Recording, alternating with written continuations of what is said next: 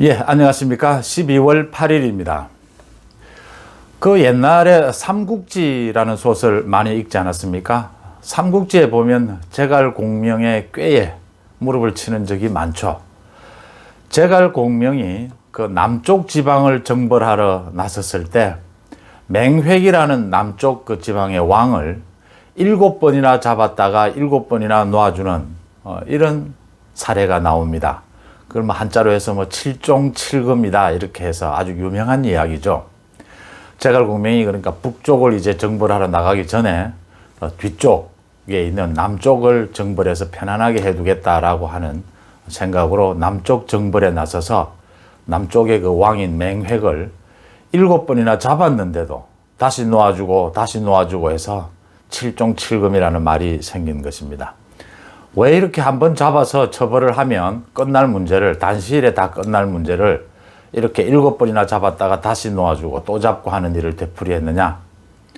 왕을 잡는 게 목적이 아니라 그 남쪽 지방의 민심을 다 얻기 위해서 그렇게 한다라고 해서 뭐 이게 역사적으로 진실이냐 아니냐 이런 논란도 있긴 하지만 어쨌든 뭐 이야기로서는 정말 재미있고 또 제갈공명의 그 깊은 꾀에 무릎을 치고 감탄을 했던 저도 기억이 있습니다.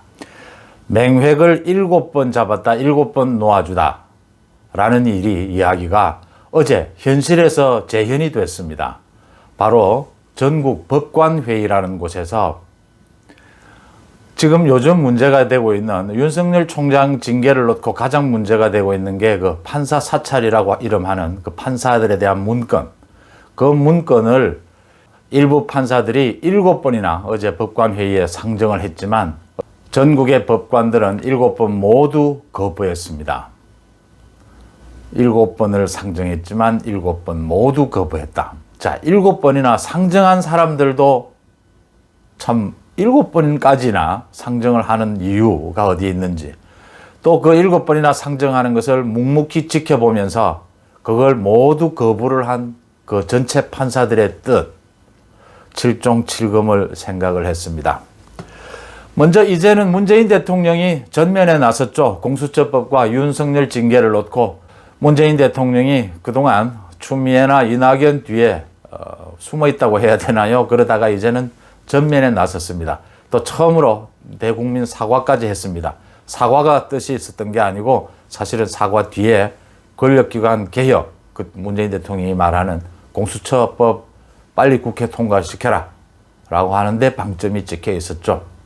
문재인 대통령이 이렇게 전면으로 나선 것은 저는 두 가지라고 봅니다. 하나는 지지율이 무너졌다라는 것, 이제 정면 돌파로 가겠다라는 것. 지지율은 무너졌지만 반성하기보다는 오히려 더 거꾸로 정면으로 지지율 하락을 돌파하게 해보겠다. 둘째는 추미애 이낙연을 믿을 수가 없다라는 부분이겠죠. 추미애는 이미 서울행정법원에서 패했기 때문에 더 이상 무슨 설득력도 없고 추진할 동력도 잃어버렸다. 이낙연은 측근의 사망으로 인해서 이제 의혹을 다 덮어쓰고 있는 마당에 나서기가 힘들다. 나설 사람은 이제 자신밖에 없다라고 판단했지 않나 이렇게 보입니다. 어제 문재인 대통령이 권력기관을 정치로부터 독립시키는데 힘을 쓰겠다라고 강조를 했습니다. 권력기관을 정치로부터 독립을 시키겠다. 그래서 공수처를 만들어야 하고 윤석열을 징계를 한다라는 건데 윤석열을 찍어내면서 권력기관의 독립을 말합니다. 좀 어불성설이다라는 이야기고요. 공수처를 만들겠다라고 지금 강행하는데 공수처 독립된 공수처도 어려울 것이다라는 게 윤석열 찍어내기를 보면 알 수가 있습니다. 지금 조금 있으면 이제 국회 법사위가 열립니다. 공수처에 대해서 안건조정위를 해놓았죠. 안건조정위를 거쳐서 전체 회의를 하게 되는데 막기는 힘듭니다. 지금 지난 철야 농성까지 했지만 어차피 표결로 하기 때문에 막을 수는 없습니다. 야당에서는 최대한 농성, 필리버스터를 하겠다라는 거고 여당에서는 이미 그게 대비해서 임시국회까지 요청을 해놓은 상태입니다. 계속 주의를 지켜보시고요. 어제 전국 법관회의, 전국에서 한 번 열리는데 온라인 회의로 열렸습니다. 전국 법관들이, 각 법원을 대표하는 법관들이 125명인데 120명이 참가를 했습니다.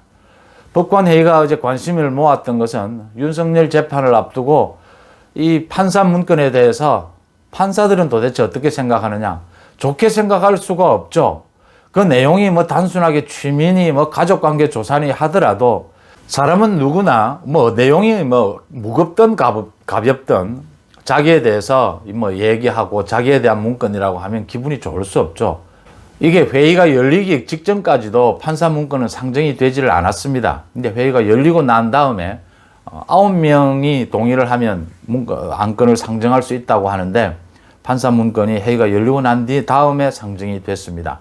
이 상정이 될 거냐 안 될 거냐라고 두고도 여러 가지 추측이 나왔는데 저는 그렇게 생각을 했습니다. 판사들이 어떤 형태로든지 의사표시를 하지 않겠느냐. 이게 윤석열 징계에 영향을 미치는 건 사실이겠지만 그렇다고 결정적인 영향은 아닐 것이다. 이렇게 봤는데 일부 우리 정치 판사라고 해야 되나요? 집권 여당 측에서 이미 그 이야기가 나왔습니다. 일부 국회의원들이 판사들을 동원해서 이 부분을 쟁점화 시켜야 된다. 또 그런 의혹들도 나왔는데 일부 판사들 한 20여 명에 이르는 판사들이 이 부분을 상정을 했습니다. 판사 문건에 대해서 우리가 의결을 하고 어떤 입장을 내자. 재밌는 것은요. 80%가 넘는 판사들이 기분이 나쁘겠죠. 누구나 자기 뒷얘기 하는데 기분 좋을 수야 있겠습니까? 그렇지만 이것을 입장을 내는 것은 사법부의 독립을 해치는 적절한 행동이 아니다라고 거부했습니다. 그러자 이 일부 정치 판사라고 하면 되나요? 이 안건을 내는 사람들이 계속 자꾸를 수정합니다. 7번이나 내게 됩니다. 하다 안 되니까 이제 자꾸 수정 안에다가 입장 발표를 하지 않는다까지 넣어서 다시 안건으로 올립니다. 그럼에도 불구하고 판사들은 묵묵하게 7번이나 모두 부결을 시킵니다. 재판부의 독립, 사법부의 독립을 위해서 입장을 내는 것은 적절하지 못하다. 어제 법관회의가 열리기 전에 일부 부장판사들은 이 문제를 지적하고 나섰습니다. 전체가 별로 동의하지 않는데 왜 판사 문건에 대해서 자꾸 일부 상정하려고 하는 시도가 있다. 부적절하다는 지적이 나왔죠. 그럼에도 결국 기습적으로 이 안건을 냈다라고 보여지는데 이렇게 기습적으로 안건을 내자 법관들이 별말 없이 똑같은 내용을 자꾸만 조금 수정한 내용을 7번이나 안건이 올라오는데 7번이나 부결을 시킵니다. 저는 그 태도를 보고 삼국지의 7종7금을 생각하게 됐다 이런 말씀을 드리는 겁니다. 절대 다수 80%가 넘게 계속해서 부결을 시켰습니다. 거기에는 결정적으로 지난번에 윤석열 직무 배제를 결정했던 그 직무 배제에 대해서 아니다 다시 직무 복귀시켜라 라고 결정을 했던 서울행정법원의 입장이 크게 가미가 됐다고 합니다. 지금 전국의 법원 중에서 서울행정법원이 이 문제를 맡고 있고 윤석열 징계위가 열리면 다시 서울행정법원이 이 재판을 맡을 게 지금 예상이 되는 부분입니다. 여기에 우리 법관들이 입장을 내는 것이 적절하지 않다라는 겁니다. 서울행정법원에 지난번 윤석열을 복귀시킨 그 판결문, 그 명쾌한 판결문을 저는 기억하고 있고요. 또 이번에 법관들이 7번이나 부적절한 안건이 올라오는데도 불구하고 또 제가 거듭 말씀드리지만 판사들이라고 기분 좋을 일은 없습니다. 판사들은 사람 아닙니까? 자기들 뒷얘기 하는 건데요. 그 내용이 어떻든 간에요.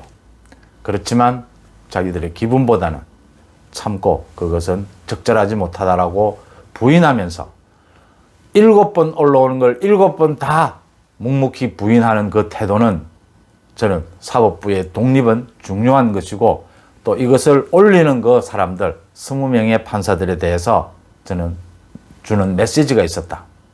그 판사들을 한 번만에 부결시켜서 끝낼 수 있었겠지만 7번 부결시키면서 앞으로 또 어떠한 형태로도 이런 식으로 정치가 다시 사법부까지 침범하려고 하는 행동은 하지 말아달라라고 하는 메시지, 설득하는 그런 의도가 있었다. 저는 그렇게 봅니다.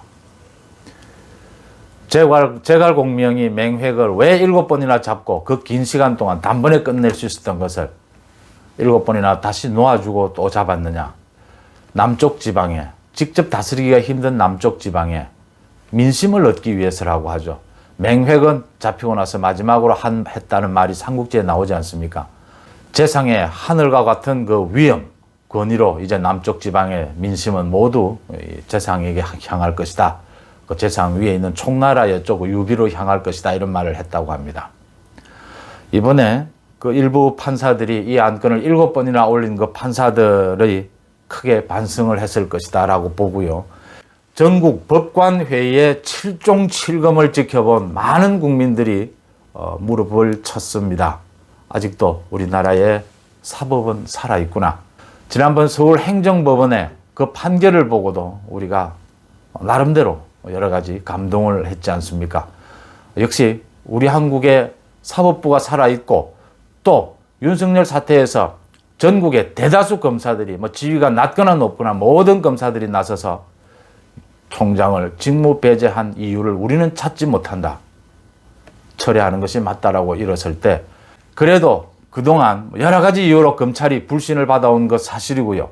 우리 또 재판부도 여러 가지 불신을 받아온 부분도 있죠. 그렇지만 전체의 골격으로 큰 틀로는 우리나라의 사법부, 우리나라의 검찰이 아직은 살아있다. 아직은 공정하다라는 신뢰를 가질 수 있었지 않습니까? 이번도 그런 기회라고 보고요. 저는 이것이 아까도 말씀했다시피 법관들이 어떤 의사를 내놓았다고 해서 윤석열 징계위에 결정적인 영향을 미칠 것이다 라고 생각지 않았던 것처럼 이런 결정이 나왔다고 해서 윤석열 징계위가 또 어떤 영향을 받을 것이라고 생각지는 않습니다. 하지만 재갈 공명이 맹획을 7번 놓아주었다가 다시 7번을 잡는 그 지혜, 이번 전국 법관회의에서 다시 한번 보여준 것 감동적이었다. 그것을 보면서 삼국지만큼이나 재미있고 감동을 받았다. 그런 말씀을 드립니다. 고맙습니다.